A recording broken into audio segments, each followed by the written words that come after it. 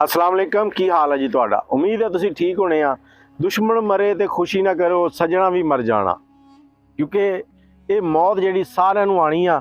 लेकिन कल की तारीख च लाहौर दे विच एक बहुत ही अफसोसनाक वाक़या हो चुकिया वा। ਉਹਦੇ ਵਿੱਚ बिलाज टीपू ट्रक्कां वाले दा मुंडा जिहड़ा ਉਹਨੂੰ गोलियां मार के मारता गया।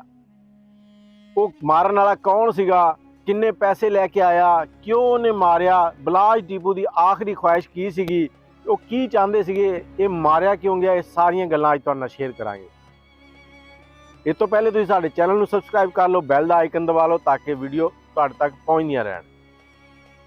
ਬਿਲਾਜ ਟੀਪੂ ਜਿਹੜਾ ਆ ਉਹ ਟੀਪੂ ਟਰੱਕਾਂ ਵਾਲੇ ਦਾ ਮੁੰਡਾ ਸੀਗਾ। ਟੀਪੂ ਟਰੱਕਾਂ ਵਾਲਾ ਲਾਹੌਰ ਦੇ ਵਿੱਚ ਬਹੁਤ ਹੀ ਬਦਮਾਸ਼ ਵੱਡਾ ਗੁਜ਼ਰਿਆ ਤੇ ਬਹੁਤ ਵੱਡਾ ਇਹਨਾਂ ਦਾ ਟਰੱਕਾਂ ਦਾ ਅੱਡਾ ਆ, ਇਸ ਲਈ ਇਹਨੂੰ ਟਰੱਕਾਂ ਵਾਲਾ ਕਹਿੰਦੇ ਆ। ਬਿਲਾਜ ਟੀਪੂ ਟਰੱਕਾਂ ਵਾਲਾ, ਬਿਲਾਜ ਟਰੱਕਾਂ ਵਾਲਾ, ਕਿਉਂਕਿ ਇਹਨਾਂ ਦੇ ਟਰੱਕਾਂ ਦੇ ਅੱਡੇ ਆ। ਅੱਛਾ, ਹੋਇਆ ਕੀ ਹੈ, ਇੱਕ DSP ਸਾਹਿਬ ਆ ਜਿਹੜੇ ਚੂੰਗ ਦੇ ਇਲਾਕੇ 'ਚ, ਉਹਨਾਂ ਦੇ ਬੱਚੇ ਦੀ ਸ਼ਾਦੀ ਸੀਗੀ। ਉਹ ਬੱਚੇ ਦੀ ਸ਼ਾਦੀ ਦੇ ਉੱਤੇ ਇਨਵਾਈਟ ਸੀ ਟੀਪੂ ਟਰੱਕਾਂ ਵਾਲਾ, ਕਿਉਂਕਿ ਜਦੋਂ ਬੰਦਾ ਵੱਡੀ ਪਰਸਨੈਲਿਟੀ ਹੋ ਜਾਂਦਾ ਨਾ, ਉਹਦੇ ਮਾਮਲਾਤ, ਇੱਕ ਪੜ੍ਹਿਆ ਲਿਖਿਆ ਉੱਤੋਂ ਖਾਨਦਾਨੀ ਤੇ ਨਾਲ ਪੈਸੇ ਵਾਲਾ, ਇਹ ਬਾਹਰੋਂ ਪੜ੍ਹ ਕੇ ਆਇਆ ਸੀਗਾ। ਤੇ ਜਿਹੜੇ DSP ਸਾਹਿਬ ਦਾ ਬੱਚਾ, ਉਹਦਾ ਇਹਦੇ ਕਲਾਸ ਫੈਲੋ ਸੀਗੇ, ਉਹਨਾਂ ਨੇ ਆਪਣੇ ਭਾਈ ਦੀ ਸ਼ਾਦੀ ਉੱਤੇ ਇਹਨਾਂ ਨੂੰ ਇਨਵਾਈਟ ਕੀਤਾ। ਉਹਨਾਂ ਦਾ ਇਨਵਾਈਟ ਕਰਨਾ ਜਿਹੜਾ ਇਹਨਾਂ ਵਾਸਤੇ ਮੁਸ਼ਕਿਲ ਸਾਬਤ ਹੋ ਗਿਆ। ਬਿਲਾਜ ਜਦੋਂ शादी ते जा रहे थे, कई सुपने सी उन्हां कोल, लेकिन कोई पता नहीं सीगा कि वापस आना या नहीं आना। यही कुछ होया कि तकरीब के उत्ते बहुत ज़्यादा टाइट सिक्योरिटी सीगी ते बिलाज भी जो घरों निकलते सीगे अपने नाल बहुत ज़बरदस्त जी सिक्योरिटी रख के फिर निकलते सीगे। बिलाज बहुत ही सुलझा होया मुंडा सीगा। इस दुश्मनी नूं वो कहंदा सी खत्म करो। पिछले दिनों 'च उन्हें अपनी ख्वाहिश का इजहार किया सीगा कि मैं एक तो जिहड़ा ना अपनी दुश्मनी खत्म करना चाहना, अपने जिहड़े मेरे नाल मुकाबले च उन्हां दे नाल बैठ के हत्थ मिलाउणा चाहना, ताकि मेरे जिहड़े बच्चे आ वो सुख दा साह लैण।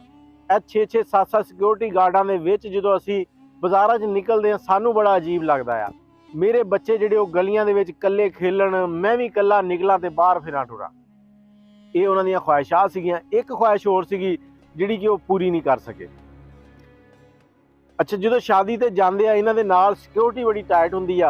सिक्योरिटी इन्हां दी भी होंदी आ ते अगों शादी जिन्हां दी आ उन्हां ने भी सिक्योरिटी टाइट रखी होंदी आ। हुण शादी दे उत्ते हर तरह के लोग आंदे आ, कोई कितों सद्या हुंदा, कोई कितों सद्या हुंदा, लेकिन किसी नूं नहीं पता हुंदा कौन कित्थों आया। ते जदों तुसीं मशहूर परसनैलिटी हो जांदे आ, लोग तुहाडे नाल सैल्फियां भी लैंदे आ। ते बहलाज जदों उत्थे घुम रहे सीगे ते उत्थे एक बंदा इन्हां दे कोल आया, उन्हें आके इन्हां नूं आख्या कि मैं तुहाडे नाल सैल्फी लैना चाहना। इन्होंने कहा ठीक है।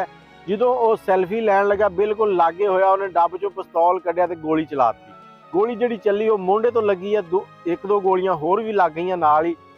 ते मौके दे उत्ते ही जिहड़ा बंदा मारन आया सीगा, उन्हें पता नहीं पैसे ले सी या की कीता सीगा, लेकिन उहदा भी मौके दे उत्ते इंजाम हो गया कि दुश्मन मरे तो खुशी ना करो, सजना भी मर जाना।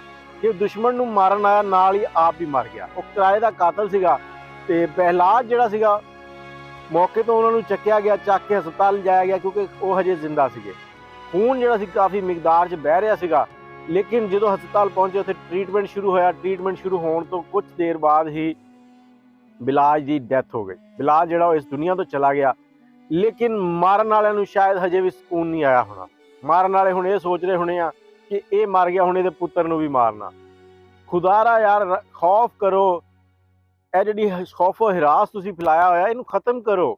ਆਪਸ 'ਚ ਬੈਠੋ, ਦੋਸਤੀਆਂ ਕਰੋ। ਖਾਨਦਾਨੀ ਦੁਸ਼ਮਣੀਆਂ ਜਿਹੜੀਆਂ ਸੀਗੀਆਂ ਉਹ ਮੁੱਕ ਗਈਆਂ, ਕਿਉਂਕਿ ਬਹਿਲਾਜ ਦਾ ਜਿਹੜਾ ਦਾਦਾ ਸੀਗਾ ਉਹ ਵੀ ਖਾਨਦਾਨੀ ਦੁਸ਼ਮਣੀ 'ਚ ਮਾਰਿਆ ਗਿਆ। ਫਿਰ ਟੀਪੂ ਟਰੱਕਾਂ ਵਾਲਾ ਜਿਹੜਾ ਇਹਦਾ ਪਿਓ ਸੀਗਾ ਉਹ ਵੀ ਇਸੇ ਦੁਸ਼ਮਣੀ ਦੇ ਤਹਿਤ ਮਾਰਿਆ ਗਿਆ। ਫਿਰ ਟੀਪੂ ਜਿਹੜਾ ਬਹਿਲਾਜ ਟਰੱਕਾਂ ਵਾਲਾ ਉਹ ਵੀ ਇਹ ਦੁਸ਼ਮਣੀ 'ਚ ਕੱਲ ਮਾਰਿਆ ਗਿਆ। ਹੁਣ ਕੀ ਅੱਗੇ ਇਹਦੇ ਬੱਚੇ ਦੀ ਵੀ ਵਾਰੀ ਆਏਗੀ?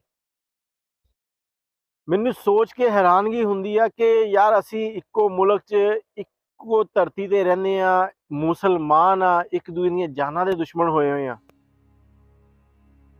ਅੱਛਾ, ਬਹਿਲਾਜ ਜਦੋਂ ਬਾਹਰੋਂ ਪੜ੍ਹ ਕੇ ਆਇਆ ਤੇ ਪਿਛਲੇ ਦਿਨਾਂ 'ਚ ਉਹਨੇ ਉਰਦੂ ਪੈਣ ਦੇ ਇੱਕ ਸ਼ੋਅ ਦੇ ਵਿੱਚ ਆਖਿਆ ਕਿ ਮੇਰੀ ਇੱਕ ख्वाहिश ਹੈ ਕਿ ਮੈਂ ਇਹ ਮੁਲਕ ਛੱਡ ਕੇ ਬਾਹਰ ਚਲਾ ਜਾਵਾਂ, ਉੱਥੇ ਜਾ ਕੇ ਸਕੂਨ ਨਾਲ ਰਵਾਂ, ਉੱਥੇ ਮੇਰੇ बीवी ਬੱਚੇ ਵੀ ਹੋਣ, ਸਾਡੀ ਕੋਈ ਕਿਸੇ ਨਾਲ ਦੁਸ਼ਮਣੀ ਨਾ ਹੋਵੇ ਤੇ ਮੈਂ ਉੱਥੇ बस जिंदगी सारी खत्म करा।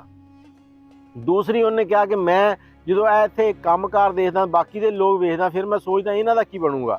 इस लिए मैं फिर इत्थों जा नहीं सकता, मैं मजबूर हो जाता कि नहीं जाता। लेकिन कल वो अपनी जिंदगी तो चले गए, जिंदगी तो हाथ तो बैठे, दुनिया तो ही चले गए। ਜਿਹੜਾ ਬੱਚਾ कि जिंदगी ਨੂੰ खुशहाल तरीके ਨਾਲ जीण ਦੇ ਖਾਬ देख रहा ਸੀਗਾ, ਉਹ ਆਪਣੀ ਜ਼ਿੰਦਗੀ ਖਤਮ ਕਰ ਬੈਠਾ ਇਸੇ ਚੱਕਰ 'ਚ ਕਿ ਸ਼ਾਇਦ ਆਉਣ ਵਾਲਾ ਕੱਲ ਜਿਹੜਾ ਉਹ ਬਿਹਤਰ ਹੋ ਜਾਏਗਾ। ਜਿਹੜਾ ਬੰਦਾ ਮਾਰਨ ਆਇਆ ਸੀਗਾ ਉਹਨੂੰ ਬਹਿਲਾਜ ਦੇ ਸਿਕਿਉਰਿਟੀ ਗਾਰਡਾਂ ਨੇ ਮੌਕੇ ਦੇ ਉੱਤੇ ਗੋਲੀਆਂ ਮਾਰ ਕੇ ਮਾਰਤਾ ਤੇ ਹਜੇ ਤੱਕ ਉਹਦੀ ਕੋਈ ਤਫਤੀਸ਼ ਮਤਲਬ ਇਹ ਜ਼ਾਹਿਰ ਨਹੀਂ ਹੋਈ ਕਿ ਉਹ ਕੌਣ ਆ, ਕਿੱਥੋਂ ਆਇਆ। ਫਿਲਹਾਲ ਉਹ ਕਿਰਾਏ ਦਾ ਕਾਤਲ ਲੱਗ ਰਿਹਾ। ਅੱਛਾ, ਪਹਿਲਾਜ ਦਾ ਇੱਕ ਹੋਰ ਤੁਹਾਨੂੰ ਮੈਂ ਦੱਸਦਾ ਕਿ ਪਹਿਲੂ ਕਿ ਇਹ ਪਹਿਲੇ ਪੀਟੀਆਈ ਦੇ ਨਾਲ ਮੁੰਸਲਿਕ ਸੀਗੇ। ਪੀਟੀਆਈ ਦੇ ਨਾਲ ਇਹਨਾਂ ਨੇ ਬੜੀ ਕੰਪੇਨ ਕੀਤੀ, ਬਹੁਤ ਇਹਨਾਂ ਨੇ ਉਹਨਾਂ ਤਗੜਾ ਉਹਨਾਂ ਦੇ ਨਾਲ ਜੋਸ਼ੋ ਖਰੋਸ਼।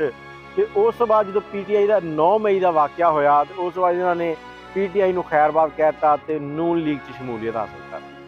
ਹੁਣ ਬਹੁਤ ਸਾਰੇ ਲੋਕ ਇਸ ਚੀਜ਼ ਨੂੰ ਵੀ ਹਵਾ ਦੇਣਗੇ ਕਿ ਹੋ ਸਕਦਾ ਪਾਰਟੀ ਚੇਂਜ ਕਰਨੇ ਦੇ ਵਿੱਚ ਇਹਨਾਂ ਦੀ ਕਿਸੇ ਪਾਰਟੀ ਦੇ ਬੰਦਿਆਂ ਦੇ ਨਾਲ ਨਾ ਦੁਸ਼ਮਣੀ ਬਣ ਗਈ ਹੋਵੇ। ਲੇਕਿਨ ਹਕੀਕਤ ਜਿਹੜੀ ਆ ਉਹ ਇਹੀ ਆ ਕਿ ਇਹਨਾਂ ਦੀ ਜਿਹੜੀ ਖਾਨਦਾਨੀ ਦੁਸ਼ਮਣੀ ਤੁਰੀ ਆ ਰਹੀ ਸੀ ਉਹ ਅੱਗੇ ਵਧੀ ਆ।